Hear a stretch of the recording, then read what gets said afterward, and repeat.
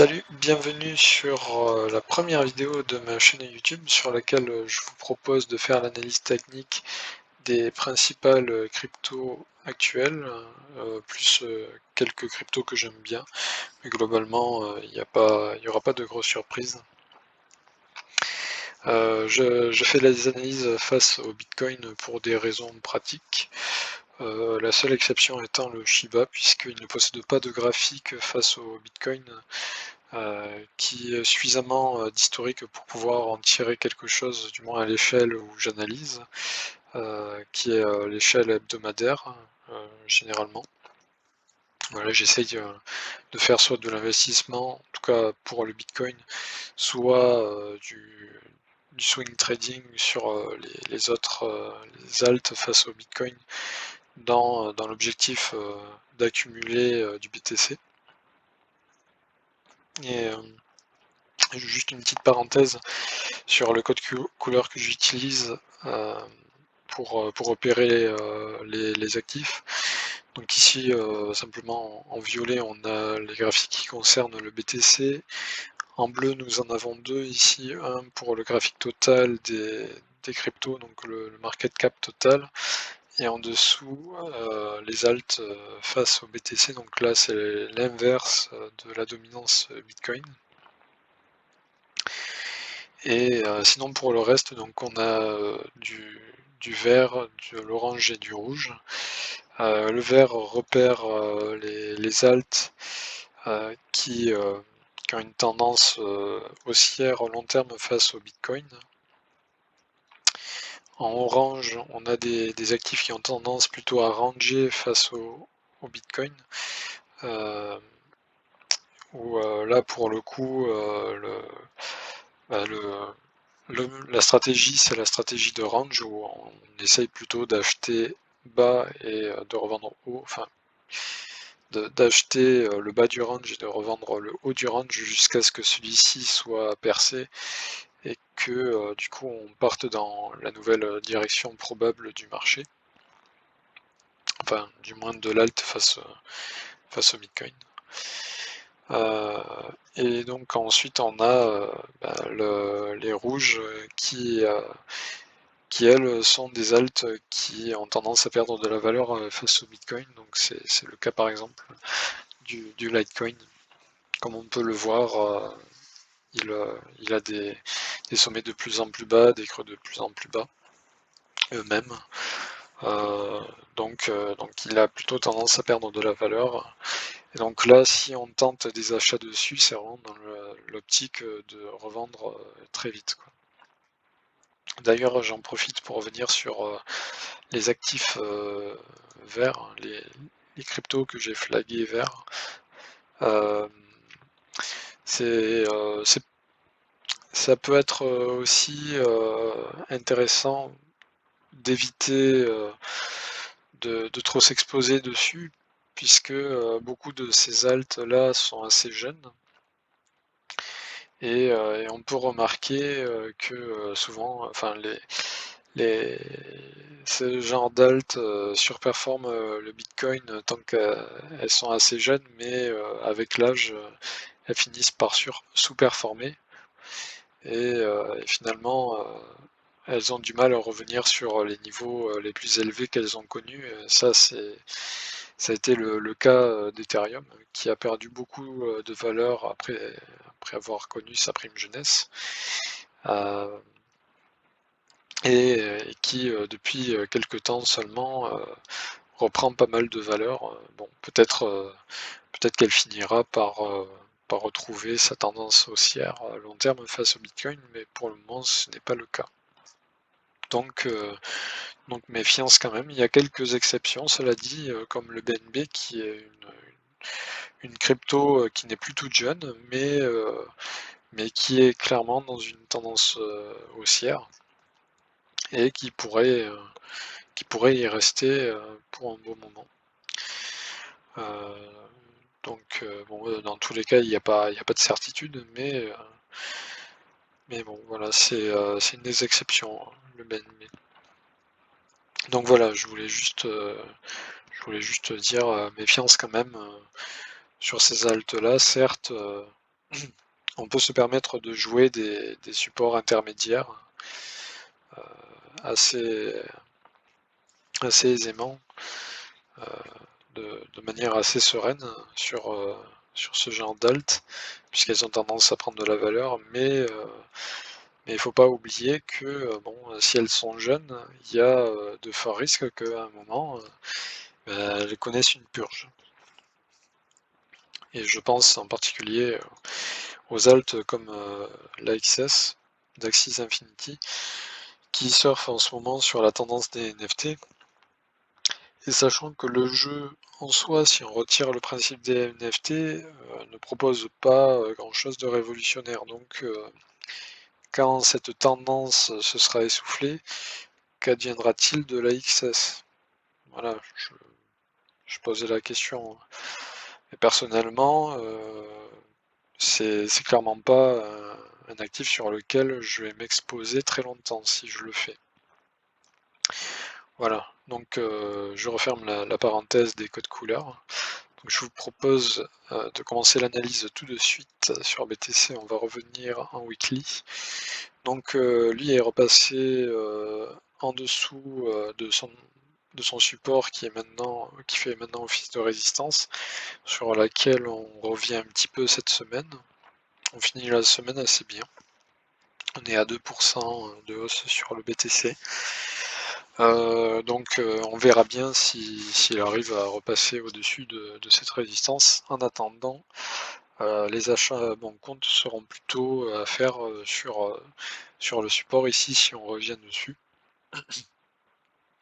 Ou alors, moi ce que je vais pas mal regarder, c'est si on revient sur ce niveau de support sur le RSI, si on y revient avant de revenir sur le support ici du niveau de prix.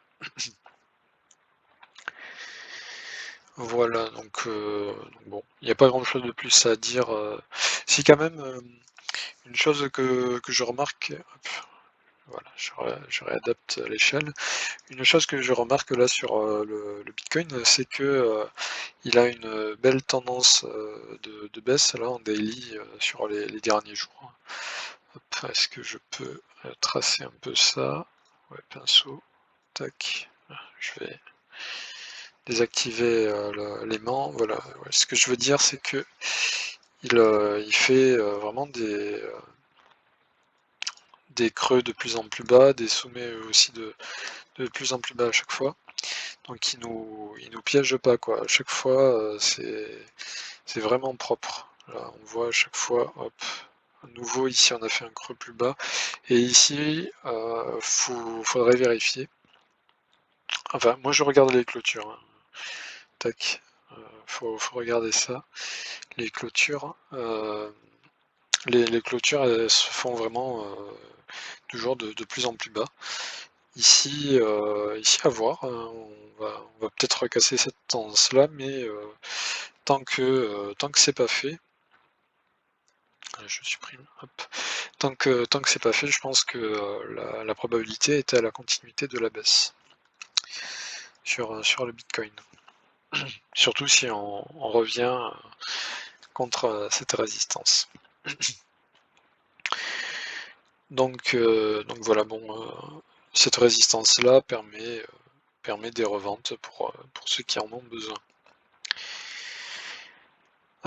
Sur le graphique total des cryptos, donc là c'est la même analyse, hein, vraiment. Si oui, ce que je dois dire quand même, c'est que on est dans une tendance haussière. Là pour le coup, en weekly, on voit un creux de plus en plus haut, sommet de plus en plus haut. Donc je pense que la probabilité est à la continuité de la hausse. Donc pour le moment, sur le court terme, je suis plutôt baissier.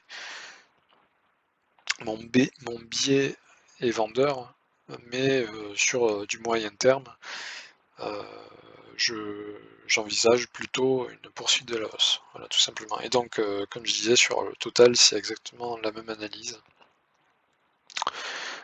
Puisqu'on est dans une tendance haussière de la même manière. Donc voilà, et on est là aussi en dessous d'une résistance. Euh, donc, euh, donc pour le moment, on a plutôt des opportunités de vente et puis à voir plus tard pour les opportunités d'achat. Mais là pour le moment c'est un peu tôt pour acheter, je pense. Et c'est d'autant plus vrai en regardant le graphique des alts face au Bitcoin. Si là on veut se placer dans l'optique d'acheter des alts pour les revendre, euh, là on voit une projection de prix que j'ai faite, puisque le momentum, en tout cas en particulier sur le RSI est baissier. Je me suis quand même fait un peu surprendre là, par cette résistance qui a été percée, mais celle juste après, elle a bien rempli son rôle puisqu'elle est en train de rejeter le prix, même si ce n'est pas très, très violent, mais la résistance est bien là. Et donc, clairement, on est sur des niveaux intéressants pour vendre. Euh, et moi, tant qu'on ne repasse pas au-dessus de cette oblique là qui fait office de résistance sur le RSI, mon biais reste vendeur. Donc, ce qu'il faut retenir ici, c'est que c'est un bon moment pour vendre ses alts, pour accumuler du Bitcoin, donc assurer ses gains, quoi. C'est un peu tard ou un peu tôt pour faire des gros achats. Donc voilà, cela étant dit, on peut commencer à parcourir la liste des alts. Donc on commence par l'Ethereum qui est dans une belle tendance haussière mais qui arrive sur une résistance. J'ai identifié ici une oblique qui est en ancienne résistance qui pourrait faire office de support, mais moi je jouerais plutôt un vrai support en dessous qui permettrait au prix de respirer un peu et donc voilà, d'avoir quelque chose de plus sain, quoi, niveau action de prix. Au niveau du BNB, on est venu toucher ici cette résistance. Là aussi, nous avons une oblique liée à ce biseau ici qui pourrait être joué comme support. Même si là, le play que je préférerais jouer, ce serait plutôt de revenir sur ce gros support ici. Le Solana qui est sur un gros niveau de résistance, qui a un momentum baissier, donc pour le moment j'attendrai aussi de revenir sur son support. Le Cardano qui est passé récemment sous cette résistance, donc s'il revient dessus, c'est plutôt une occasion de vente à plutôt bon prix, à bon compte, à moins qu'il repasse au-dessus, mais ça on verra. XRP qui est en train de coller son support, qui est un peu inquiétant puisque vraiment il le colle de plus en plus, il fait des sommets de plus en plus bas, ça met beaucoup de pression sur le support qui pourrait finir par céder si ça continue, d'autant qu'au niveau du momentum ça reste faible. Le DOT lui qui est sur un niveau de support, donc lui pour le coup il est sur un niveau intéressant pour acheter, d'autant qu'on voit que le support a permis de bien faire rebondir le prix, enfin relativement bien. Tac, donc ici le Luna face au BTC qui a pris beaucoup de valeur ces derniers temps, qui respire un petit peu. Moi j'attendrai qu'on se rapproche de ce niveau de support pour en racheter. Le Doge qui lui continue sa purge, bon il est sur un niveau de support ici que j'ai identifié. sur lequel on a clôturé la semaine dernière et sur lequel on pourrait clôturer à nouveau cette semaine. On va bien voir. Mais bon, en attendant, vu qu'il est dans une tendance baissière, la probabilité est la continuité de la baisse, malheureusement pour le Doge. Avalanche, lui, qui est sur un niveau de support. Il est revenu dessus après sa belle hausse qui nous a offert d'ailleurs un beau ratio de 1 ici. Là, les flèches font exactement la même taille ici et ici. Donc je pense qu'il y a pas mal de gens qui ont joué cette configuration-là, ce scénario. Et depuis, donc on a connu une certaine baisse qui nous a permis de revenir sur le support. Donc là, il y a éventuellement des achats à tenter dessus. Shiba, donc lui, c'est comme je disais au début l'exception, qui est en USDT, qui a visiblement un support ici qui pourrait lui permettre de rebondir. Donc à voir ce que ça donne à l'avenir. Le Matic qui a été rejeté ici sur le niveau de retracement 0,618 de Fibonacci, à peu près à ce niveau-là, mais depuis qu'on est venu dessus, oui, il a été pas mal rejeté. S'il revenait sur le niveau de support, même chanson, ce serait une bonne occasion d'acheter, vu qu'il est dans une tendance haussière actuellement. Le CRO qui semble avoir trouvé un peu de support ici en dessous du niveau 0,382 de retracement. Cela dit, bon, on est quand même sur des niveaux assez élevés, donc il faut oser jouer à ce niveau-là, quoi. C'est vraiment pour les impatients, mais bon, peut-être à raison, à voir. Litecoin qui est actuellement sur un support historique, donc ça peut être intéressant à jouer, même s'il est clairement dans une tendance baissière. Lui, comme je disais au début, il fait partie des actifs sur lesquels je veux bien placer un petit peu de sous sur ce genre de gros support, dans l'espoir qu'il nous offre une belle jambe haussière. Mais voilà, à court terme, on verra bien là aussi ce que ça donne à l'avenir, dans les prochaines semaines. Uniswap, lui, continue à purger, sans changement vraiment de tendance annoncé, même si le MACD commence à remonter un petit peu, c'est quand même faible. Moi, j'attends vraiment qu'ils reviennent sur ce support ici pour tenter un achat à bon compte. L'algo qui revient très vite cette semaine sur son niveau de support. Bon, c'est pas une tendance très propre. Je ne sais pas vraiment trop quoi en penser. Moi, je parie pas sur l'achat ici, mais bon, peut-être que j'ai tort. Là aussi, on verra bien. Le TRX, le Tron,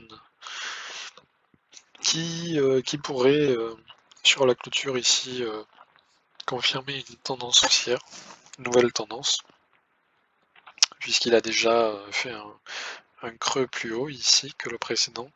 Donc là, ce serait l'occasion de faire un sommet plus haut. Quoi qu'il en soit, bon, là c'est un petit peu tard pour acheter. L'achat à bon compte, c'était vraiment sur ce support ici. Mais bon, moi ça me rassurerait de le voir confirmer une petite tendance. Le Link qui lui est revenu sur un gros support là depuis la semaine dernière. Donc c'est un niveau éventuellement qu'on peut jouer, même si au niveau du momentum c'est pas fameux. Ça reste un support très intéressant et très important, donc à voir. Attention cependant, méfiance, puisqu'il est vraiment dans une tendance haussière, baissière pardon, bien clair, donc ça reste quand même un petit peu risqué. La bonne nouvelle, c'est qu'il revient quand même sur des niveaux assez bas. Donc là, il est en train de trouver un potentiel de hausse assez, assez intéressant. Moi, j'en ai rechargé un petit peu du Link au cas où. Un petit peu en attendant d'avoir des indicateurs, des validations qui se rajouteraient à ça, quoi. BCH qui est sur son support historique, donc là je crois que c'est un nouvel ATL là, qu'il a fait, sauf si on prend en compte le tout début, mais ouais, ce serait un nouveau ATL, donc bon, il est sur un gros niveau de support historique.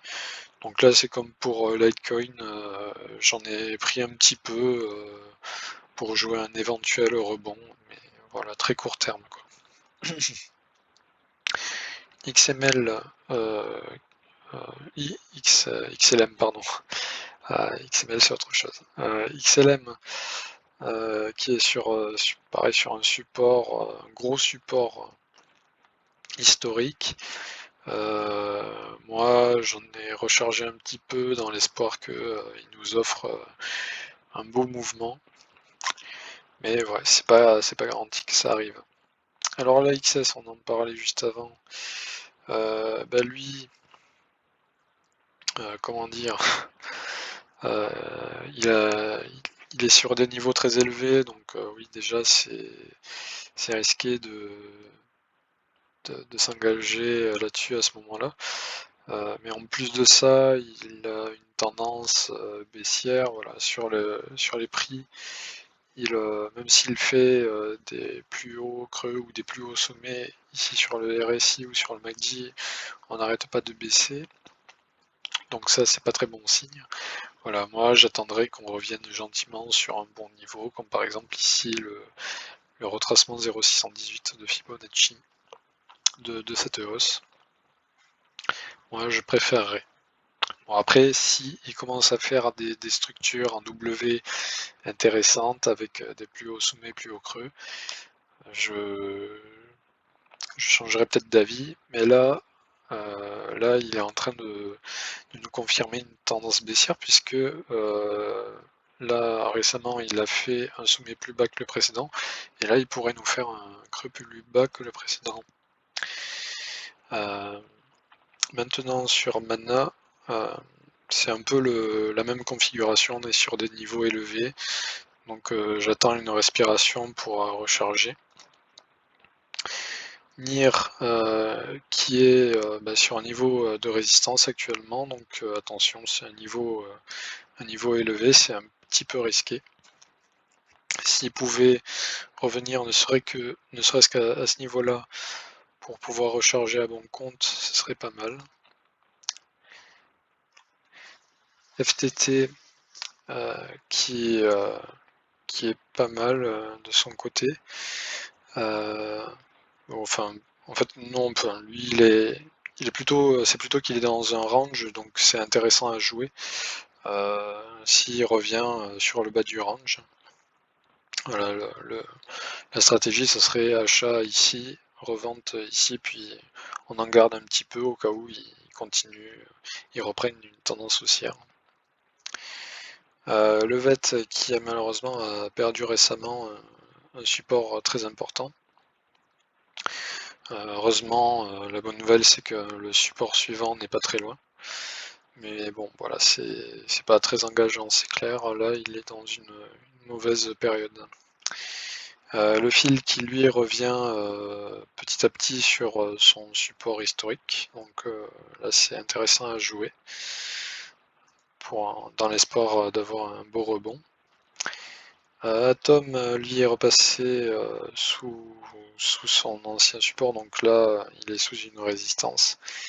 Et là, c'est un niveau un petit peu dangereux, enfin, en tout cas, c'est un niveau intéressant pour vendre, en attendant de voir à l'avenir ce qu'il va faire.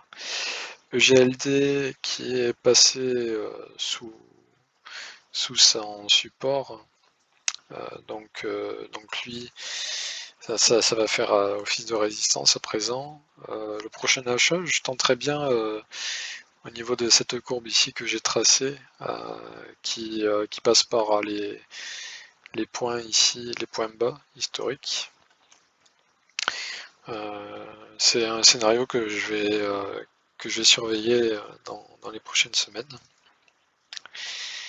Le Sand, lui c'est comme AXS ou Mana, il a pris beaucoup de valeur, j'attends qu'il respire un petit peu, ou éventuellement qu'il commence à faire des structures intéressantes. HBAR très intéressant puisque lui il est en bas de son range, donc ça devient intéressant d'en racheter dans l'optique d'en revendre en haut du range. Theta BTC, hop, voilà, lui intéressant aussi parce qu'il se rapproche très vite d'un gros support. Donc là ça va être intéressant à jouer en gardant à l'esprit que il y a cet oblique ici qui fait office de résistance qui est vraiment pas loin. XTZ, lui, bon, il est dans une zone de range, voilà. Éventuellement, si on n'a pas envie d'attendre qu'il revienne sur son support, on peut tenter ici d'acheter l'oblique. FTM, donc Phantom, lui, qui est pas loin d'un support, donc intéressant à jouer sur le court terme. EOS ensuite, lui, bon, c'est pas terrible, il est plutôt sur une résistance, on va dire. Il se cherche un peu. Bon, voilà, c'est pas très engageant pour EOS, surtout que le momentum n'est pas particulièrement haussier. HNT qui revient proche d'un support, donc là aussi c'est intéressant. RC, tiens, là, j'ai pas tracé ici, mais on voit clairement qu'il y a une résistance. Moi j'attends qu'il revienne plutôt sur son support ici. Je fais pas trop attention au support qu'il y a ici, il faut vraiment un support intermédiaire. Là j'attends vraiment qu'il revienne ici, ça serait vraiment intéressant. BSV qui lui est sous un support, il est revenu le toucher cette semaine, mais il s'est bien fait rejeter, donc c'est clairement pas bon signe pour le BSV qui déjà est très baissier. Le Kusama qui est proche d'un support, donc ça c'est intéressant, ça serait bien qu'il reste dans ce triangle ici à la clôture, sinon ce serait un mauvais signe. Bon, le bon côté, c'est la bonne nouvelle, c'est que quand même il est sur le support, donc le support devrait le soutenir malgré tout. AAV ensuite qui lui est dans une purge actuellement. La seule bonne nouvelle pour lui c'est le MACD qui remonte un petit peu, mais sinon c'est pas glorieux. Moi j'attends qu'il revienne ici sur ce niveau de support, je vais être très attentif à ça. Le Zcash qui revient très fort sur son support. Espérons pour lui qu'il tienne. En attendant, ça peut être un niveau, on peut jouer un achat dessus, en espérant qu'il tienne donc. Engine qui est actuellement revenu sur son support. On voit qu'il y a de la pression acheteuse. Peut-être qu'il est prêt à repartir pour la hausse. Bon, on verra bien, sinon il faudra attendre soit de revenir ici à peu près sur ce niveau intermédiaire, soit de revenir vraiment sur ce support. Le QNT qui a bien rebondi cette semaine là sur ce support. Donc il y en a deux qui sont proches. Là jusqu'à présent le momentum n'était pas très engageant, donc la hausse était un peu inattendue. Mais on va voir dans la suite si une belle structure se forme, une belle structure en W, avec un beau momentum, ça serait intéressant. Alors le Néo, alors on a ici Néo et Bat que j'ai mis en saumon parce que je ne savais pas si je devais les mettre en orange ou en rouge, parce que les deux ont une tendance un peu baissière, mais sur les dernières années, ils sont plutôt en range. Donc c'est kiff kiff quoi. Moi je me dis on peut tenter la stratégie du range. Typiquement là sur Neo on peut tenter d'acheter bas ici et d'essayer de revendre haut. Donc là c'est un peu ce qui pourrait arriver dans les prochaines semaines puisqu'il revient sur un support historique. Et Bat, lui, il est pas mal, il est dans une tendance haussière. Et il est revenu sur un support, donc on peut tenter un achat dessus. KDA qui a pris beaucoup de valeur là, ces derniers mois. J'avais repéré ici le pourcentage astronomique de sa hausse. Bah là, il a pas mal redescendu. J'attends qu'il se rapproche du 0,618 pour voir s'il forme une structure de retournement à ce niveau-là qui pourrait être intéressante.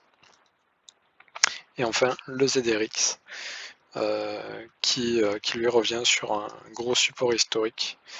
Donc bon, lui malheureusement c'est un actif qui est baissier sur le long terme, mais vu qu'il revient sur un support historique, on peut éventuellement tenter un achat dessus pour les mêmes raisons que, que j'identifiais plus tôt. On peut espérer éventuellement une grosse hausse à l'avenir. Donc voilà, on a terminé de parcourir la liste. Donc j'espère que cette vidéo vous a plu. N'hésitez pas à me dire ce que vous en avez pensé et à éventuellement donner d'autres détails en commentaire si vous en avez. Donc merci et à bientôt.